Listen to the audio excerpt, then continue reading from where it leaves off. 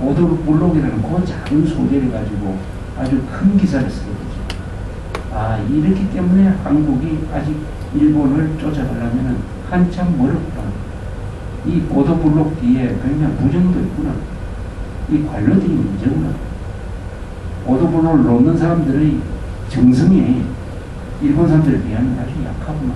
이런 종합적인 오도블록 하나를 가지고 입체적으로 한 한국 사회의 한 단면을 그려낼 수가 있는 것입니다.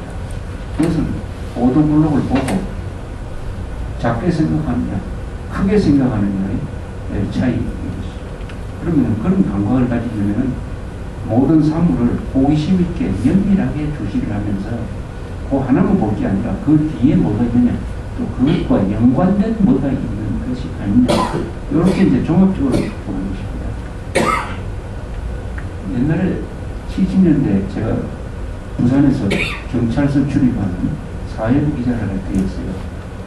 요새는 그런 게 없습니다만 그때는 연탄사고 중독으로 죽는 사람이 하루에도 항상 신문에 일가족 연탄사고로 3명 죽고 이런 기사가 항상 나왔어요. 그리고 기자들이 주로 하는 일이 꼭 대학병원 응급실에 가가지고 그날 밤에 연탄가스 중독으로 죽은 사람이 몇 명인지 그거 쓰는 것이 일상적인 일이었습니다. 근데 어느 날 파출소에서 그걸 변사보고서라고 해요. 변사보고서가 딱 올라왔어요. 그걸 읽어보니까 어떤 집에 처음으로 이사 들어간 집인데 3명이 연탄가스를 마시고 죽었다. 근데 이 집은 새마을 보일러를 설치한 집이다. 이렇게 딱 돼 있었어요. 새마을 보일러다. 그 이상하다. 새마을 보일러를 돌리면은 연탄가스 중독이 안 난다고 해가지고 지금 한참 보고를 하고 있는데 이러면 이렇게 생각을 했습니다. 그래서 제가 파출소 소장한테 전화를 걸어가지고 전화를 취재를 해보니까 이런 결과였어요. 새마을 보일러라는 것은 보일러, 연탄 가공에다가 보일러를 설치해가지고 가스를 그 바닥으로 집어넣는 것이 아니고 바깥에 있는 꿀뚝으로 뺍니다. 그러니까 연탄가스 중독이 안 생기죠. 연탄가스는 항상 바닥에서 위로 올라오지 않습니까? 근데 그 집, 새마을 보일러를 놓았다는 집에 꿀뚝이 어떻게 되어 있느냐고 물어봤어요. 꿀뚝이 건물과 별도로 이렇게 설치된 게 아니고 그 집을 짓는 사람이 벽을 그냥 꿀뚝으로 이용을 했다. 그때 보도블록인데 보도블록으로 벽을 만들면 이렇게 되고 중간에 공간이 생기니까 이 사람이 머리를 쓴다고 가스를 불러 뽑았다. 그래가지고 안에 물론 도배를 잘 해놨으면 가스가 방 안으로 들어가지 않는데 이 새 집이라 보니까 도배를 엉성하게 했는데 이 꿀뚝으로 이 벽으로 들어간 가스가 도로 표물 타고 방 안으로 들어와가지고 또 이게 일산화탄소는 공기보다 무겁지 않습니까? 그러니까 깔려가지고 누구서 자는 사람은 3명 죽겠다. 아, 이런 식의 새마을 보일러는 이게 문제가 있다. 그래서 제가 그런 식으로 글을 썼어요. 그런 식으로 글을 쓰면 이 기사가 커집니다. 3명이 변사사고로 죽었다면 1단 기사밖에 안 돼요. 그러나 새마을 보일러를 만든 집에 3명이 연탄가스로 죽었는데 설계를 이런 식으로 했기 때문에 죽었다. 그래서 그때 내가 쓴 기사 때문에 앞으로 새마을 보일러를 만들 때는 반드시 꿀뚝을 건물과 분리해서 설치를 해야 된다는 쪽으로 그게 바뀌었어요. 말하자면 이런 겁니다. 어떤 사물을 단순하게 보느냐, 그 뒤까지 보느냐, 그의 차이에 의해서 기사가 달라지고 그런 문제의식 때문에 제도가 하나 새로 생길 수도 있고 그러면 죽을 사람도 살 수도 있고 하는 것이죠. 그 다음에 이 좋은 제목은 시이기도 하다. 이 제목이 시의 한 글이 될 수가 있어요. 시. 문학적입니다. 좋은 제목. 좋은 제목이 아주 그 기사와 별도의 어떤 장르로서 설득력과 문학성을 가지고 있다. 이 제목을 누가 다느냐 하면 글을 쓴 사람이 무슨 자기 기사 글 제목을 달아야 됩니다. 그럼 남의 글을 읽는 사람들이 많죠. 편집 국정을 하면 남의 글을 읽고 거기에 제목을 대신 달아줘야 됩니다. 그때는 1차 맞아 달아야 돼요. 글을 읽어놓고 한참 뭐 다른 엉뚱한 짓 하다가 돌아와가지고 다시 제목 달라고 하면 그걸 읽었을 때 감각이 없어집니다. 다시 읽어야 돼요. 남의 글을 읽었을 때 거기서 읽다가 보면 뭔가 이거 좋은 표현이다 하는 게 머리에 딱 들어옵니다. 그때 바로 그걸 가지고 딱 제목을 달아요. 그래서 제목은 순간적으로 달아요. 제목은 과장해서도 안 되지만 평범해서도 안 된다. 제목에서는 새로운 사실을 부각시켜야 된다. 제목은 내용이 구체적이어야 한다. 그리고 본질적이어야 한다. 또는 상징적이어야 한다. 이렇게 너무 전문적으로 들어가면 편집 관계되는 일이 되기 때문에 이 자리에서는 좀 적당치 않는 이야기가 되는데 이렇게 생각하면서 이 정도로 말씀을 드리고 있고, 그래서 오늘 제가 강의하는 거 이런 거 다 돌아가시면 끝나면 다 잊어버리실 텐데, 제일 중요한 건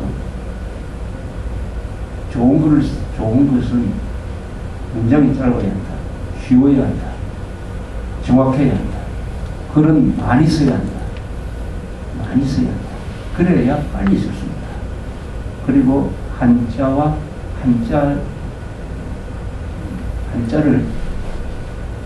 많이 써야 한다. 한자, 개념은 한자를 적재적소에 쓰면 아주 읽기가 쉽다. 대북관계 했을 때 한글로 대북관계 쓴 거보다는 대북은 한자로 넣어주면 대북관계라는 용어가 더 읽기가 쉬운 것입니다. 많은 사람들이 이 한자 세대가 지금 우리나라 책을 안 읽고 일본 책을 읽는 경우가 많아요.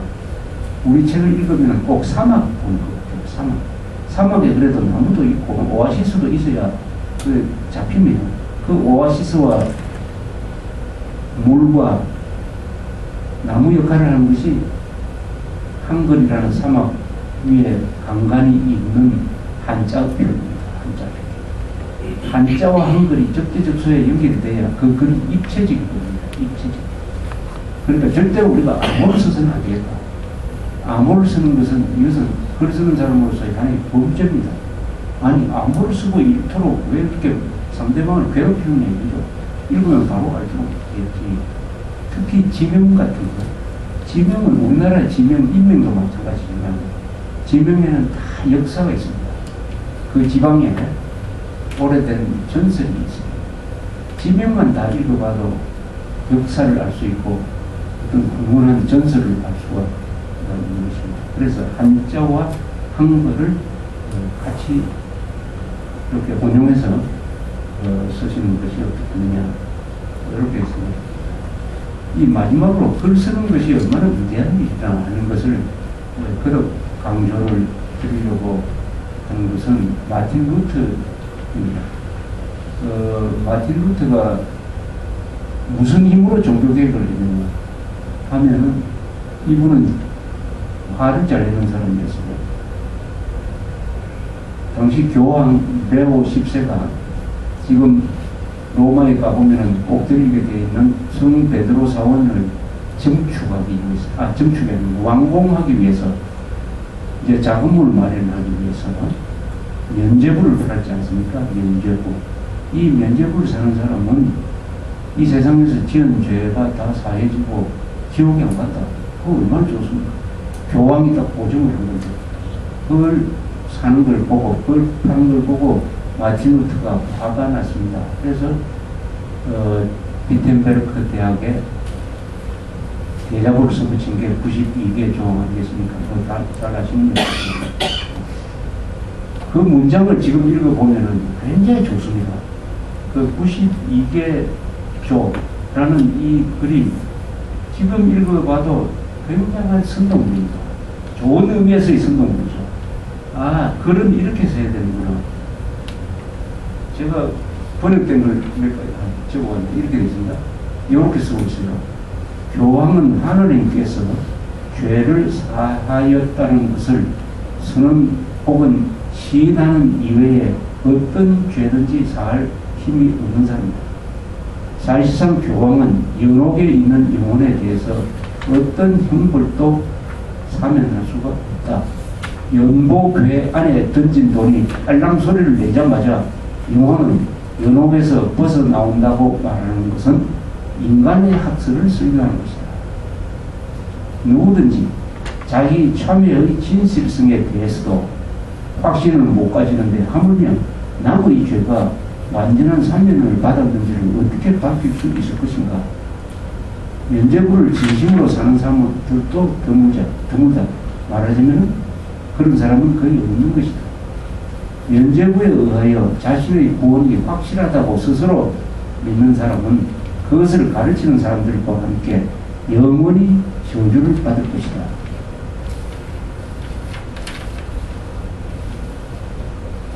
오늘날 제일 부자의 재산보다도 더 많은 재산을 가진 교황이 가난한 신자의 돈으로 행하는 대신에 차라리 자기 돈으로 성 베드로 교회당을 세우는 것이 맞지 않는다. 이 교황한테 이렇게 득태해버렸습니다. 당신 돈으로, 교황 당신이 세계에서 제일 부자보다 더 돈 많지 않느냐? 근데 당신 돈으로 성 베드로 세운 완공하지 왜 가난한 사람한테 면죄부 팔아가지고 가난한 사람 이걸 지금 약간만 이단을 하더라도 지구가 태양을 돈다는 이야기를 했다가 갈릴레오가 불려가지고 사형 될 뻔한 이 시대에 그것도 다른 사람도 아니고 교황 앞으로 그냥 95개 조의 직격탄을 날린 마틴 루터.